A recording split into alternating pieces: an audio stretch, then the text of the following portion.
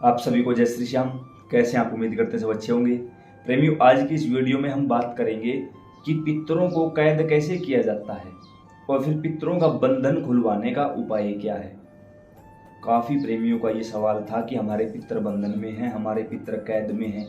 तो सबसे पहले तो ये कैसे पता करें कि पितर कैद में हैं। देखो, घर के मुखिया जो होते हैं वो घर के पितर देवता होते हैं। अगर घर में पितर नहीं है तो कोई देवी देवता वास नहीं करता। इसके अलावा कोई व्यक्ति आपको ये प्रलोभन देता है कि बगैर पितरों के मैं आपको देवी देवता दे दूंगा, बालाजी दे दूंगा, माता काली दे दूंगा, ये दे दूंगा, तो वो झूठ बोल रहा है भाई, या उसको खुद को भी ज्ञान नहीं है।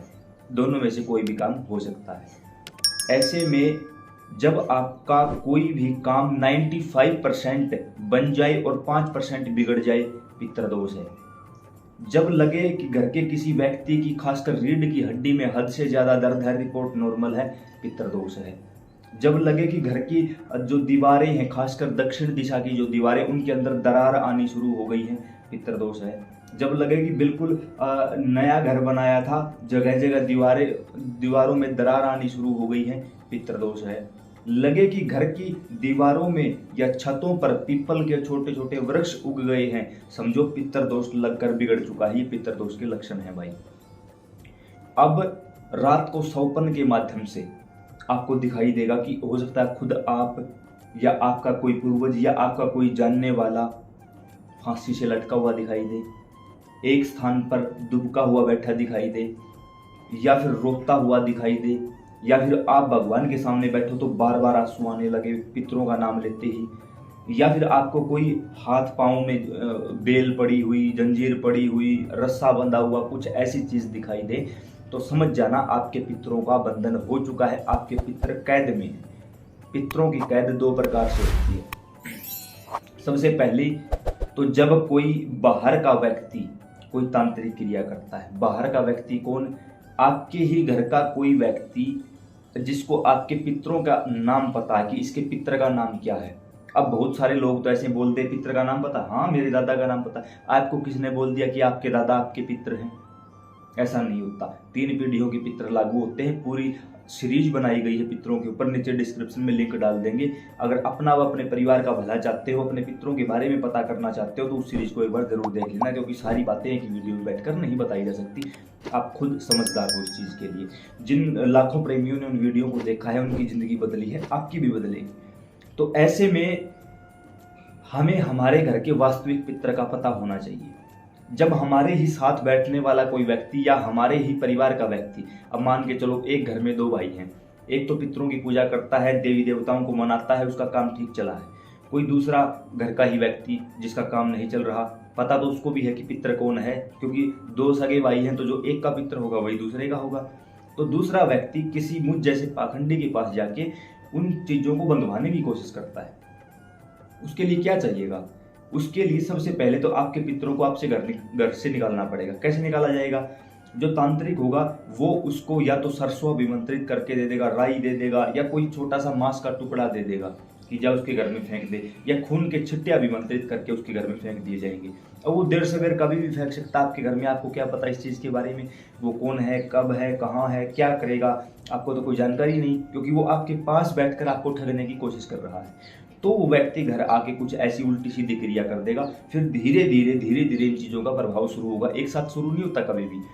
अब इसमें वो व्यक्ति, उस व्यक्ति को आपके पितर का, कुल देवी और कुल देवता, 3 चीजें, चौथा आपका इष्ट और 5वां आपके गुरु, इन 5 चीजों का पता होना जरूरी है। इसमें से इष्ट और गुरु की कोई जरूरत नहीं है। अगर कुल देवी, कुल देवता और पितर का नाम उस व्यक्ति को पता है तो वो आपके घर के ऊपर तांत्रिक क्रिया कर सकता है, और वो तांत्रिक क्रिया होने में तकरीबन 1 महीने का समय ले सकती है। तो अभी आपको जो लक्षण दिखाई दे रहे हैं, लगे कि हाँ कुछ इस तरीके से मेरे पितरों को कैद किया गया है, तो समझ जाना ये प्रक्रिया 2-3 महीने पहले हो चुकी है, जिसके लक्षण इस समय आपको दिखाई दे रहे हैं। क्योंकि कोई भी क्रिया उसी समय दिखाई नहीं देती। उसी समय दिखाई देगी तो आप उसका इलाज करवा लोगे। इसलिए पहले वो आपके घर में स्थान बनाती है, आपके देवताओं को बाहर करती है। क्यों? जैसे ही खून के छिट्टे घर में आए, आपके देवताओं को तो आपने खीर, पूरी, हलवा पर चला रखा था, लड्डू बूंदी पर चला रखा था, चूरमे पर चला रखा था। जैसे ही तामसिक भोग घर में आया तो तामसिक शक्तियों ने वहां स्थान ले लिया, आपकी शक्तियों ने स्थान छोड़ दिया कुछ समय के लिए। लेकिन अगर आपके पितर मजबूत हैं, आप दिन रात उनकी सेवा करते हो, तो वो आपको बता देंगे भाई सावधान हो जाओ, और वो स्थान भी नहीं छोड़ेंगे। अब इसमें ये होता है घर के व्यक्ति द्वारा हमारे ही पितरों को कैद करवा देना, या फिर एक अलग ट्रेंड चला हुआ है, कुछ मेरे जैसे गुरुजी बैठे हैं, बोल देते हैं कि तेरे पितर इस समय गलत चले हुए हैं, तुझे उनको या तो मेहंदीपुर छोड़ के आ, हरिद्वार छोड़ के आ, या किसी अन्य पवित्र तीर्थ पर उन पितरों को तुझे छोड़ के आना पड़ेगा। उससे बोलकर उसी के पितर बंधवा दिए जाते हैं। एक व्यक्ति हमारे पास आया कि हम पितरों के नाम पर गद्दी चलाते थे, दरबार लगता था, दुनिया आती थी, फिर किसी के बहकावे में आके हमने अपने पितरों को जींद जिले के पांडु पिंडारा नामक तीर्थ पर बंधवा दिया। अब हमारे घर में कोई शक्ति नहीं आती, अब हमारे यहाँ खाने को एक दाना भी नहीं है। क्यों नहीं है? क्योंकि घर के जो राजा थे उसको आपने घर से बाहर निकाल के बंधवा दिया। अब आपका घर घर नहीं है, अब आपका राज्य है ही नहीं, क्योंकि राजा वहां नहीं रहते। उन सब चीजों के चलते कुछ मूर्ख लोगों द्वारा ये गलती कर दी जाती है, और कुछ मेरे जैसे शाने लोग इन चीजों का फायदा उठा लेते हैं। अब आपके पितरों को वहां बांधा नहीं गया, अब आपको इतना पता ही नहीं, उन्होंने छुड़वा दिया तो छुड़वा दिया, जरूरी थोड़ी वो वहीं बैठे रहेंगे। वो जो व्यक्ति आपके साथ गया है वो उन चीजों को खुद अपने पास ले आता है और फिर उनसे अपना दरबार लगवा के दूसरे लोगों की पूछा देता है। आपका तो उसने नाश करवा दिया और उस शक्ति को अपने अधिकार में चलाएगा। ये भी एक प्रकार से पितरों का बंधन ही है, क्योंकि आपके घर के पितर किसी दूसरे के लिए कार्य कर रहे हैं, इससे बुरा क्या होगा। एक बंधन दूसरा होता है, पितर अपने आप से बंधन लगा लेते हैं खुद का। कैसे लगा लेते हैं? जब ये ही नहीं पता आपको कि आपके पितर का नाम क्या है। पंडित जी बताते हैं मरी हुई 3 पीढ़ियां। अरे मूर्ख है वो पंडित, मूर्ख है वो लोग जो ये बात बोलते हैं कि मरी हुई 3 पीढ़ियों का पिंडदान होता है, वो पितर नहीं होते। और अगर सारे लोग पितर होते हैं तो ये भूत प्रेत आहुक वासुक जिन्न जिन्नात ये कौन बनता है भाई? फिर ये भी तो बता दो। प्रेत क्या होता है? आपके ही घर का प्रेत है, जिसकी आप पूजा नहीं करते वो प्रेत है, पूजा करते वो पितर है। पितर अच्छे में चला हुआ, प्रेत गलत में चला हुआ है। जब तक किसी चीज का शुद्धिकरण नहीं होगा वो पितर कैसे बन जाएगा भाई? थोड़ा सा समझने की बात है। अब हो सकता है कुछ लोग कमेंट में ये पूछ लें कि बता कहाँ प्रमाण लिखा हुआ, बता कहाँ लिखी हुई। भाई कहीं नहीं लिखी, मानो तो मैं गंगा माँ हूं, ना मानो तो बहता पानी। और जिसके घर में पितरों की पूजा नहीं होती उसके पितर लोक में दूसरे पितरों का जूठा थूक चाटते हैं। तो इसके लिए आप शाबाशी के पात्र हो, आपको अवार्ड मिलने चाहिए बहुत बड़े कि आपके कारण आपके पूर्वज किसी दूसरे का थूक चाटते हैं। अब कुछ लोग ये भी बोल लेंगे क्या तू पितर लोग जाके आया है? भाई मैं जाके नहीं आया, लेकिन मेरे पितरों ने मुझे बताया है। और इस चीज का कैसे प्रमाण दूं? हनुमान तो हूं नहीं, सीना चीर दूंगा, कैसे प्रमाण दूं? इस चीज का नहीं है भाई प्रमाण। और प्रमाण मांगने वालों से एक ही बात कहूंगा, इस चैनल से दूर रहा करो भाई। बुरी लगे 1000 बार मान जाओ, कोई फर्क नहीं पड़ता। आई डोंट केयर, कोई फर्क नहीं पड़ता भाई, आप जा सकते हो यहाँ से। जब घर के ही व्यक्ति नशा करने लग जाते हैं, पितरों को नहीं पूजते, अमावस्या नहीं निकालते, कुल देवी कुल देवता को नहीं पूजते, गलत काम करने लग जाते हैं, गलत संगति में रहते हैं, नशा करने लग जाते हैं, व्यभिचार करने लग जाते हैं। आजकल आप लोगों ने ट्रेंड देखा होगा, सट्टे लगाए जा रहे हैं, सरकार भी पब्लिकली इनको लीगल तरीके से पेश करने में लगी हुई है। जब ये काम होता है तो समझ जाना आपने खुद ने अपने पितरों को कैद कर दिया है।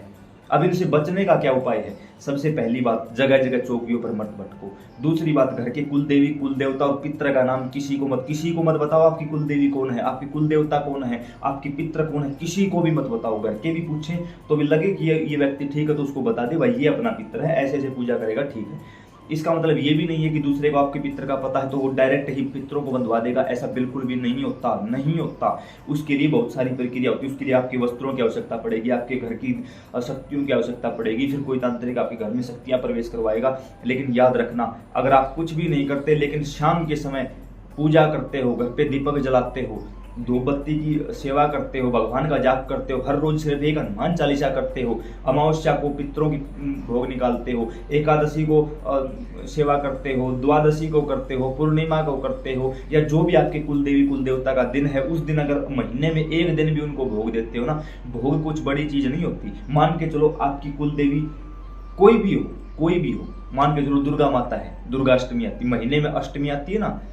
अष्टमी के दिन और कुछ हो ना हो, घर में 2 बतासे लिए माता के सामने रख दो। माता की पूजा भी नहीं करते हो, कोई बात नहीं, रख के हे माता दुर्गा आपके नाम का ये प्रसाद है, स्वीकार करिए। उनको घर में ही बांट के खा लो, गौ माता को रोटी दे दो, हर रोज सूर्य भगवान को जल दो। अरे क्या महीने में एक दिन 5 रुपए के बतासे बांटने में शर्म है क्या? क्या महीने की एक दिन अमावस्या को 5 रुपए के बतासे पितरों को दे दोगे तो कुछ लग जाएगा क्या? हर रोज रात को बैठकर हम 1,000 रुपए की दारू पी लेंगे, लेकिन महीने का जो 10 रुपए का पितरों का या कुल देवी कुल देवता का भोग है वो हम नहीं लगाएंगे। भाई बचने का एक ही उपाय है, खुद अपना बचाव करो, किसी दूसरे को बचाने के चक्कर में मत पड़ो। किसी चौकी दरबार में कहीं नहीं मत भटकना है। जहां आपका विश्वास हो कि हाँ ये व्यक्ति ठीक है और ये मेरे साथ गलत नहीं करेगा, वहां जाओ, बिल्कुल जाओ भाई। इस बात में कोई शक, कोई संशय, कोई दो राय नहीं है। कुल देवी कुल देवता पितरों के बारे में किसी को मत बताओ। अब बंधन हो चुका है तो उसका कैसे खोलें, उसके लिए या तो आप YouTube पर सर्च करो पितरों का बंधन कैसे खोले, अशोक कुमार वीडियो, हमारी वीडियो मिल जाएगी। क्योंकि इस वीडियो में बोल लूंगा ज़्यादा लंबा हो जाएगा, 10 मिनट का ये वीडियो पहले से ही हो चुका है। उसके अलावा भी आप ये कर सकते हो, या तो 1.25 लाख यानी 1,25,000 मंत्र ओम नमः शिवाय के करो, पितरों का नाम लेके, हाथ में जल लेके संकल्प करके पितरों को उसका संकल्प सौंप दो। गीता के 18 अध्यायों का पाठ करो, उसका पूरा फल पितरों को दे दो, तब वो अपने आप ही बंधन से मुक्त हो जाएंगे। जब आप 5 अमावस्या किसी भी पवित्र तीर्थ पर जाकर सभी पितरों का, सभी पूर्वजों का, सभी मरे हुए लोगों का पिंडदान करवाते हो, तर्पण करवाते हो, वहां परिक्रमा लगाते हो, उनको मानते हो, उनके नाम की कोई दान दक्षिणा करते हो। दान दक्षिणा का मतलब ये नहीं, हाँ अब आई है बात पकड़ में, दान दक्षिणा बोलती ना, देखा, पहली बात तो वो चीज़ मेरे पास नहीं आएगी क्योंकि मैं कोई दान दक्षिणा नहीं लेता। दूसरी बात, दान दक्षिणा का मतलब होता है कि किसी भी पवित्र तीर्थ पर जो लड़की जिसकी उम्र 5 वर्ष या उससे छोटी हो, 7 वर्ष मान लो, 5 वर्ष 7 वर्ष की हो, उसको 10 रुपए दे दो। कम से कम 5 लड़कियों के साथ ऐसा करो, 5 लड़कियों को 10-10 रुपए, 50 रुपए दिए। मेरे पास नहीं आए ना, तो कुछ भी नीचे कमेंट में गलत सलत बोलने से पहले एक बार कोई भी वीडियो उठाकर देख लो, किसी से कोई पैसा नहीं ले रखा है, फ्री ऑफ कॉस्ट काम कर रहा हूँ। उसके साथ साथ जो कुछ भी मिलता है सिर्फ यूट्यूब देती है भाई, सिंपल सी बात है। मेरे पास कभी हरिद्वार से, कभी बद्रीनाथ से, कभी गया से हजारों ब्राह्मणों की धमकियां आ चुकी हैं कि बंद कर दे इस सिस्टम को, अन्यथा मरवा देंगे तुझे। उसके बाद फ्री ऑफ कॉस्ट लगा हुआ हूँ, कोई तो चीज़ होगी, यहाँ खाली तो बैठा हूँ नहीं। और अगर थोड़ी बहुत कोई सिद्धि साधना की है तो आसपास नज़र भी आ रही होगी कोई चीज़ बैठी है। अब इस वीडियो में मैंने पूरी कोशिश की है आप लोगों को बताने की, तो इन चीज़ों से आप समझ जाइए, अपना काम करिए। अब नीचे कमेंट आए हुए मिलेंगे, अपना नंबर दे दो, नंबर दे दो। नीचे व्हाट्सएप ग्रुप का लिंक दिया है। जिन लोगों को लगता है कि हमारा नंबर बाहर ना चला जाए तो व्हाट्सएप चैनल का लिंक दिया है, वहाँ आपका नंबर शो नहीं होगा।